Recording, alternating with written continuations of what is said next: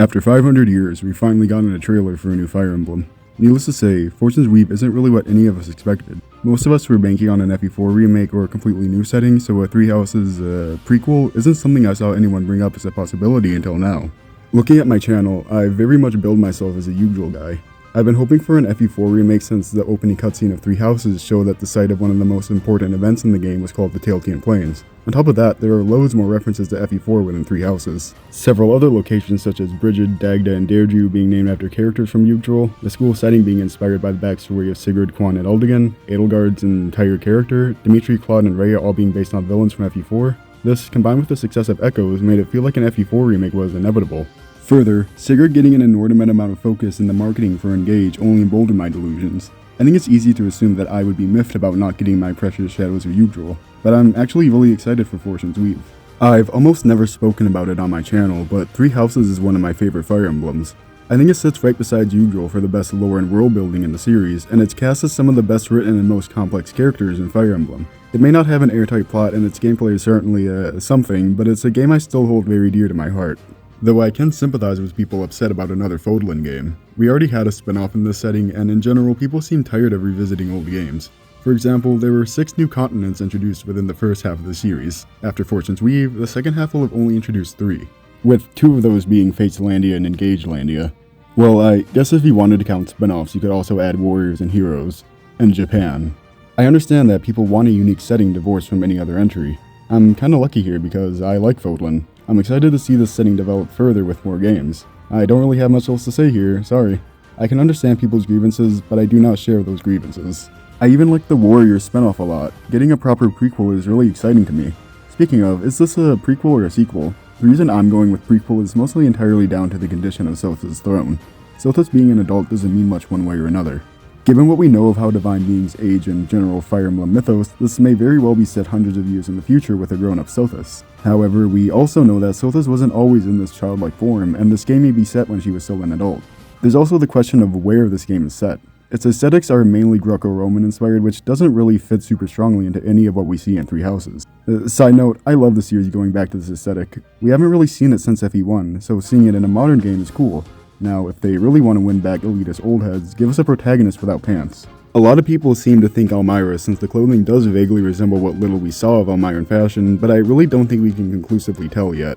I'm just gonna shoot my shot and take a blind guess. This tournament thing takes place either in the Lesser Alliance or in the land that will become the Lesser Alliance and happens either during or soon after the War of Heroes. An alternate, in my opinion, cooler option would be that it takes place in whatever land Sothis was in before she fled to Fodlan. I struggle though to square this away with the presence of relic weapons. I don't know, maybe it's some kind of ritual that when a Nabatean passes, their remains are made into a relic weapon and they choose a worthy human to pass their power onto. Maybe Nemesis caught wind of this ritual through those who slither in the dark, and that's how he thought to eat the Nabateans at Xanadu. That would be cool. Intelligence systems do that. Speaking of the tournament, what'll that be like? This is the one part of the trailer that has me a bit concerned. My fear is that they're trying to imitate the tournament arc you commonly see in anime. I worry that it'll overtake the potential for political intrigue in favor of training and getting stronger or whatever anime is about. The whole wish-granting thing provides the possibility for interesting character motivations, which we do get a glimpse of in this trailer, but we'll have to wait and see. My fears in this regard are slightly assuaged by the fact I felt similarly with Three Houses. Based on the first trailer, I was worried that it was going to be some basic slice-of-life high school anime knockoff where the fantasy setting was completely irrelevant. That obviously didn't end up being the case, so I hope Fortune's Weave will similarly surprise me. I assume that there's a ton about this game that we don't know yet. The first trailer for Three Houses didn't reveal either the time skip or the multiple routes, so I think it's safe to assume that Fortune's Weave will also have some tricks up its sleeve. I think both the time skip and split routes are almost a given. That was the main gimmick within Three Houses. I doubt they would do away with it in a prequel. You know, speaking of, routes are pretty contentious among Fire Emblem fans nowadays. My take on it is that there's nothing wrong with multiple routes. The issue with Three Houses isn't that it has 4 routes, it's that there are parts of the story that felt rushed and that maps were generally poorly designed.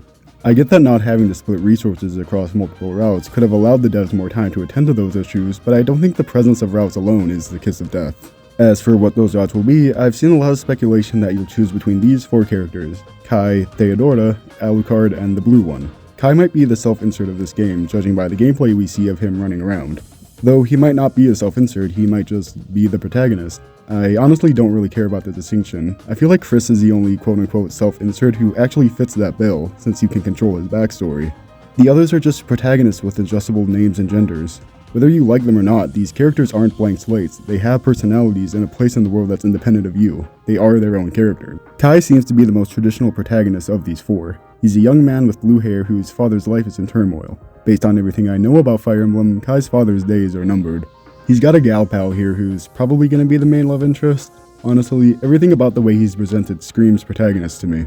Of these four, Theodora is by far the one I'm most interested in. She's decorated with Nabatean remains and is the queen of some country. What country? The distinction of her being queen makes me think of the kingdom of Fargus, but we don't even know if Fargus has been established at this time. She also has this line about wanting the strength to uphold her faith, which I want to know more about. What faith is she referring to? She must have some connection to the Nabateans. Does she follow the Church of Seiros or something else? Alucard also looks pretty cool. He has a relic weapon, so he must be descended from the elites. He's probably the ancestor of Yuritsa, but that begs the question of how the relic weapon for Lamine's crest went from a sword to a tome. His design is also way different from anyone else. He looks like he walked straight out of Nor. Maybe he's from the kingdom while the other characters originate elsewhere? If this game takes place in Fodlan, my guess is Theodora is from the Empire, Dietrich is from the kingdom, and Kai and Leda are from the Alliance. Leda being able to summon divine beasts is interesting. Maybe she'll have some connection to the crest of Timotheos, since Happy is also able to summon divine beasts. Calling it now, when she says she hates a man so much she wants him dead, the man she's referring to is probably either her father or someone from those who slither who conducted the experiments on her, or both. There's some side characters we catch a glimpse of, but none are really worth mentioning in detail, the exception being the one who's strapped. She's almost certainly a Garthan. Black and white clothing and advanced technology are pretty easy identifiers. By far the biggest issue with Three Houses' story was how the Agarthans and those who slither in the dark were swept under the rug. Please, Fortune's Weave, please explore them further. In the trailer, we see Dietrich fighting her, so I wonder if that will be a big part of his story. Maybe he has some connection to them? He's pale with white hair and a general edgelord, so it's not that much of a stretch.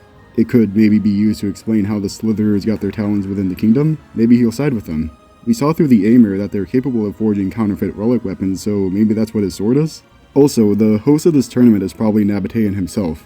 We see in Three Hopes that they've been known to rock blonde hair, and the elf ears certainly aren't subtle.